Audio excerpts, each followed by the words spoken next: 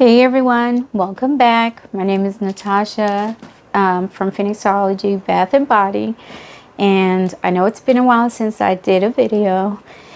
You guys, life has been lifing. Things have been hectic. When I tell you, trying to maintain a full-time job and run a business, it's not for the faint of heart. You have to really try to figure out how to balance everything, prioritize. Some days I come home from work and I'm like, I'm tired. I'm going straight to bed. But I have to ship out stuff. I have to create products because we're low on stock. So everyone thinks that it's easy to be self-employed or it's easy to run a business, but do not understand the work that comes behind it. So if you're doing it just as a hobby and for fun, it's one thing. But if you're really trying to, make this business for longevity and to actually make it something that can make money, it's a lot of things that, and that you have, and time that you have to put into it. You can't clock out whenever it's 5 o'clock or whatever time you get off of work like a regular job. So I'm trying to balance both of that plus life. But anywho, so the candle that I'm going to make today, and I want to show you guys how to do this, is our Caramel Latte candle. I have a love-hate relationship with our Caramel Latte candle. Number one, I love it because it smells awesome, it looks awesome afterwards, like it's edible, and it's a very popular item on my website. These specialty candles that I make, but it is time consuming, and that's where the hate side comes in. It takes a long time to make these candles because it's 3 layers, and you have to wait till each layer cools in order to put the other layer on the top if you don't want it to bleed into each other too much. And so I try not to do it too often, and I remove them off my website during the summertime because with the heat index increasing, the wick part of the candle, if not packaged correctly, can get damaged and can also melt by the time it gets to the customer. Unfortunately, I completely forgot to remove them from my website, and I got in some orders. So I took this opportunity and I said, perfect time to show you guys how to create whipped cream from wax and how to whip it to where you put it in a piping bag and pipe it onto your candle. So for our Caramel Latte candle, I use a combination of buttercream from Sierra Candles, and I use the espresso fragrance oil from Sierra Candle. I also add color for my base, which is the brown color from Candle Signs. Love both companies. I think this is pretty much the only 2 companies that I shop from. I buy my wax from another company, but these are my main companies that I use for fragrance oil as well as other items. So this jar that I'm using is a 16-ounce jar that is from Uline, I think. So keep in mind, a lot of times we see candles that are made with like a regular glass. And I see other videos with people showing how to create candles, and a lot of times we don't discuss safety. When you're creating candles, you have to take in consideration the heat that is going to be attached to this candle. When you're burning that wick, when your customer is burning that wick, can that glass withstand that type of heat? And all glass are not created equal. So very important, must be safe. Yes, these things are pretty, but are you using the correct type of glass that can withstand the heat? We've heard of candles exploding.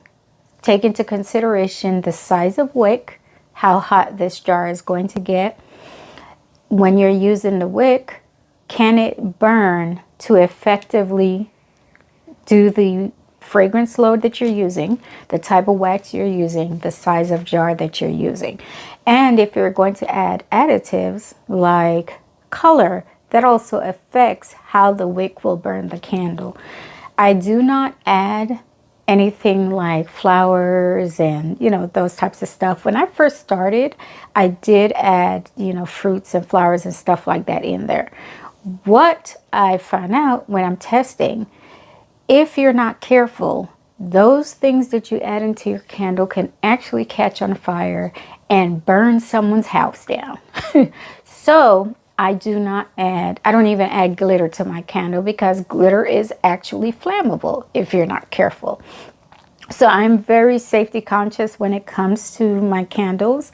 And you guys, always maintain insurance, because you never know. As conscious as you are of following all the rules, there's never 100% guarantee that an accident won't happen. So what I'm doing right now is I have the brown base at the bottom. I never put my light bases at the top, at the bottom, because what I found out, if you put your dark colors at the top, they bleed down into the light color. So I always put my brown base at the bottom. Of course, with this, definitely we need to put it down there if you're giving that coffee look. And I'm going to let that cool, and we'll come back and add the white layer. Okay, so take this time, take a quick break if you need to, and come on back when it cools. See you in a few. Okay guys, we're back. I have the white wax that I'm going to go ahead and pour on top of there, and then I'm going to let that cool. So keep in mind, if you have fragrance oil that has vanilla content, or they're a darker color, sometimes it can change the color of your wax. It can make it look a faded white, or turn it cream or yellow. So I usually use the buttercream, since it's not a very dark color in the fragrance when the fragrance oil is mixed. So it should maintain that whiteness with the candle. Versus if you use a darker fragrance oil, there's not a guarantee that it's always going to maintain that white look when the candle sits for a long period of time. So just keep that in mind. And of course, it doesn't matter if it changes color slightly, because it's going to burn beautiful and it's going to smell beautiful. So let's use the white layer. Hopefully this is cooled enough.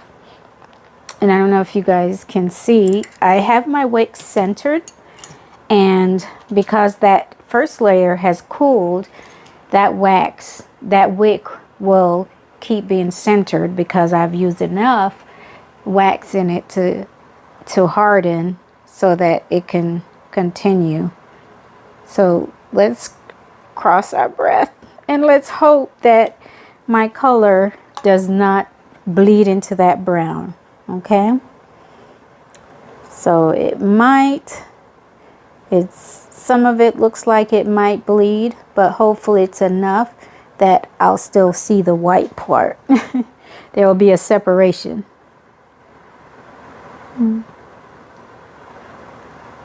We'll see. So we're going to sit and let that cool, so you'll see how it looks. And if needed, I can make that determination that maybe I need to add a little bit more of the white part. Okay, so I don't want to leave it too high, because I want the whipped part to still sit in the jar, and it'll still stick out the jar a little bit at the top, but I want to keep it in the jar. And I don't want to fill it too much, because that whipped part has to melt into the jar.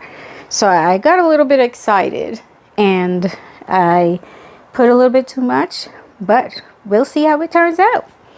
All right, you guys, let's wait around and let's get this white part to cool.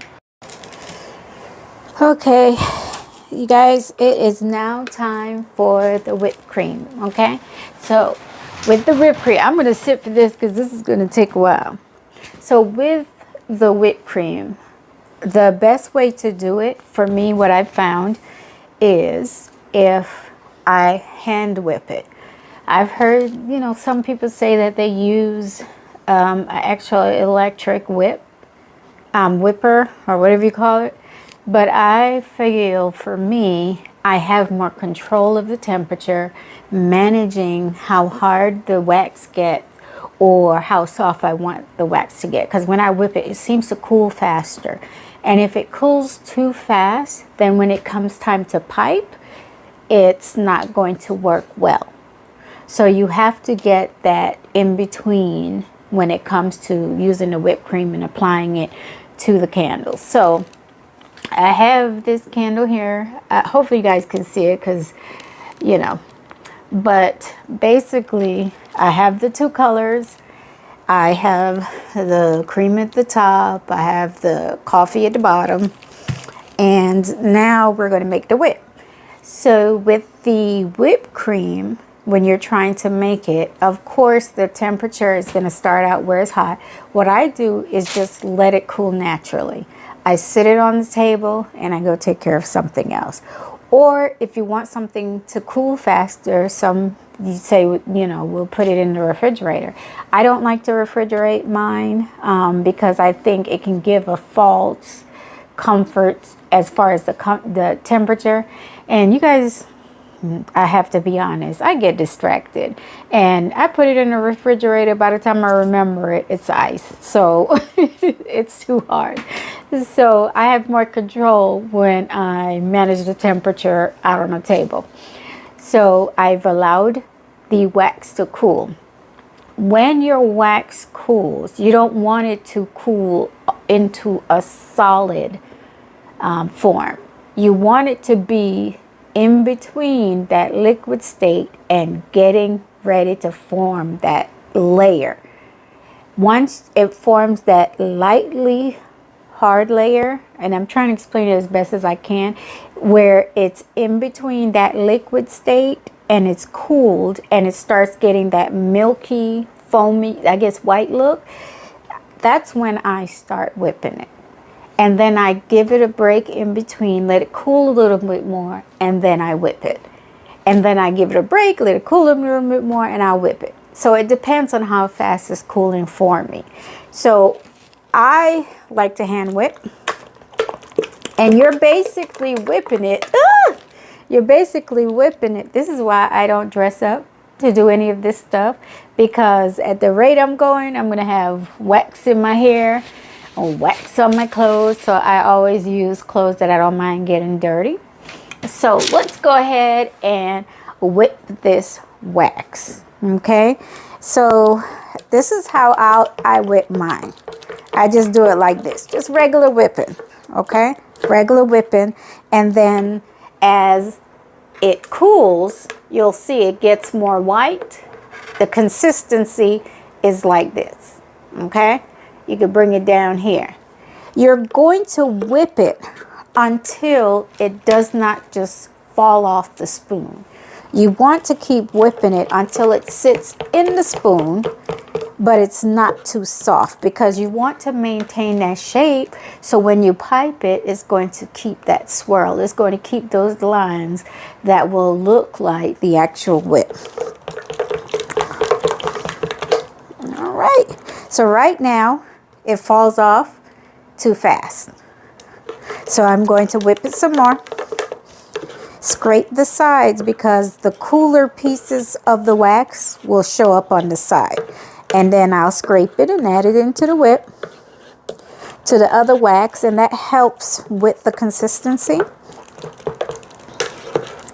So the other thing is, when you're, whipping the wax, try to only use or make what you're going to use and not too much more, because you can reheat it lightly and then whip it again and use it again. So I try not to put too much to whip, to have more control. All right, let's get into this whipping, you guys, and just watch me whip.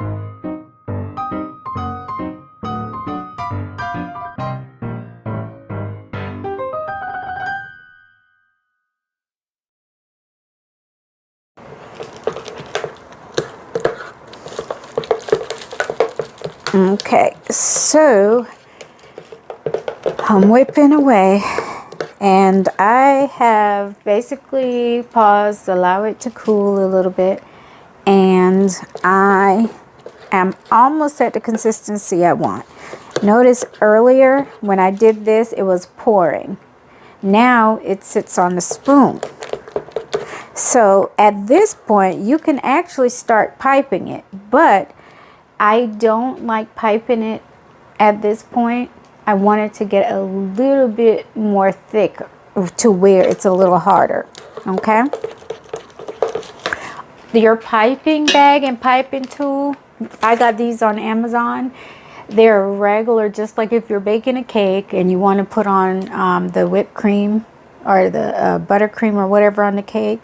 I bought a kit and I use that. So that makes it really easy. The best way to pour this into the bag is to put it in a tall container. Let it sit in there and let the metal part just sit flat and lean to the side, just in case, like as soon as you put it in, it starts draining out. And I fold this over and I open up the inside. That way it doesn't get all over the place. Okay? So when you look at it, it looks basically just like cream. Okay? It looks like just like cream. It still has that consistency where it reminds me of body butter. When I make body butter and I whip it, it has that smooth consistency, and you want to whip it until when you hold it like this, it does not fall off the spoon. So that's what you're looking for. It's still soft, but it's whipped enough to where it doesn't fall off the spoon. So I'm going to go ahead and pour it into the container and get ready to pipe it. If you start piping and you realize, my goodness, it's still too soft and watery, so it's not holding the shape of the piping tool, just let it sit a little bit, and you could keep it in a bag, let it sit a little bit, and then try again. Just be careful, because once you start piping and then you let the wax sit, the tool itself becomes clogged. So just keep that in mind. You might have to take something and poke a hole in it and start all over again. But because I like the consistency and it doesn't fall off too fast, I'm going to get ready and pipe it.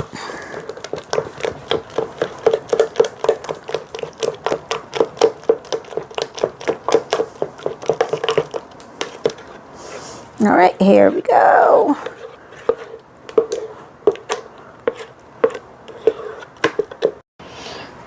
All right, let's go ahead and pour.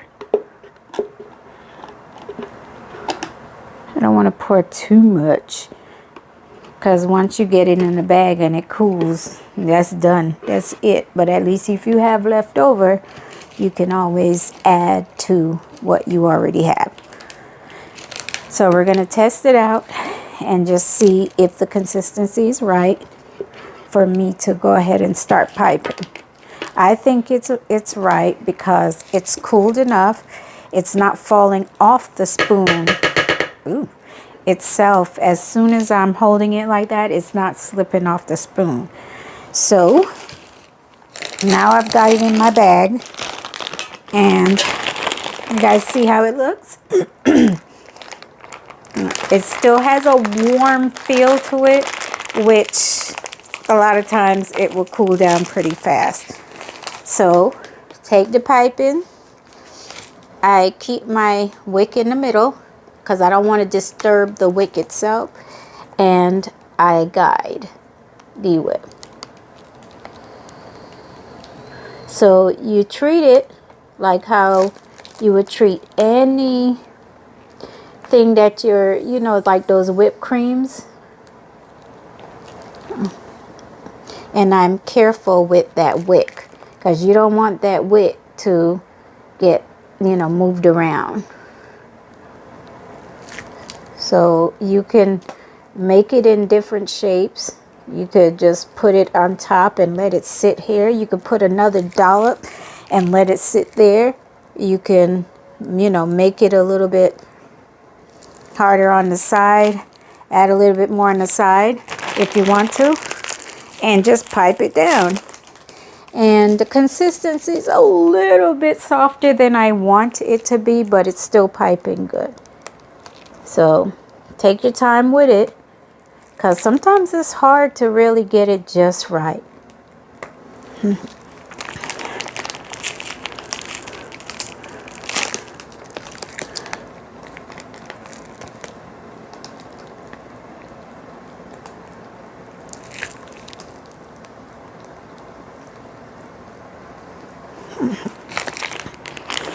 And then I'm going to add a little bit more in the container because I want to use up my whipped cream.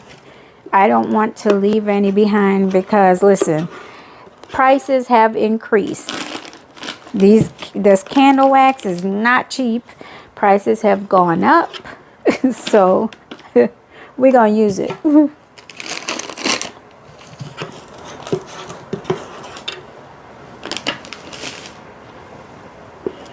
We're not going to waste anything. All right, there we go. Add a little bit more. And if you don't like how something looks, you can always, when it dries, dig off the top layer and just add another whip around it. But I mean, hey, it doesn't have to be perfect. I don't bake, so you know, I don't, well, I do bake cake, but I don't do it to where the whip is all pretty and looks like a flower and all of that stuff. No, I take a fork, a knife, and not a knife, but you know, those spatulas, and I put my whipped cream on this way, that way. Oh.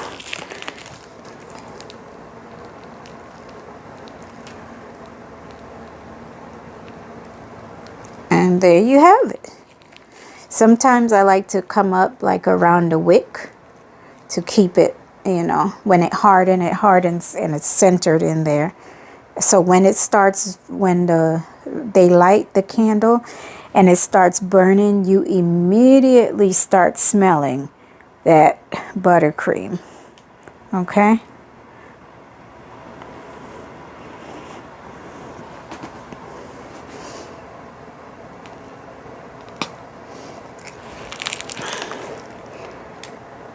And you could cover your mistakes with these. That's the beauty of the whipped cream, is you can cover any mistakes right there. So I always advise, if you're going to burn this because it's so high, use something underneath it, something that does not catch fire, because that's, remember, you got to be careful about that. You don't want anything that's going to catch fire, number one. So using a paper plate underneath it is not a good idea. Use something that basically you could put in the oven.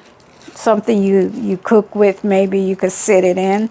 That way any wax that overflows will go into that container. Okay? And I just put it back into the leftover whip part.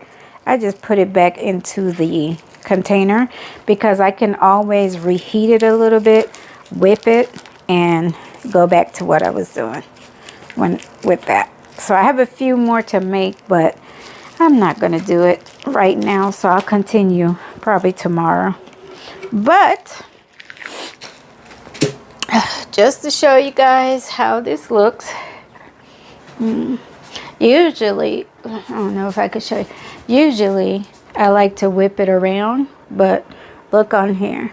Here's my caramel frap. And I created it and made a mess.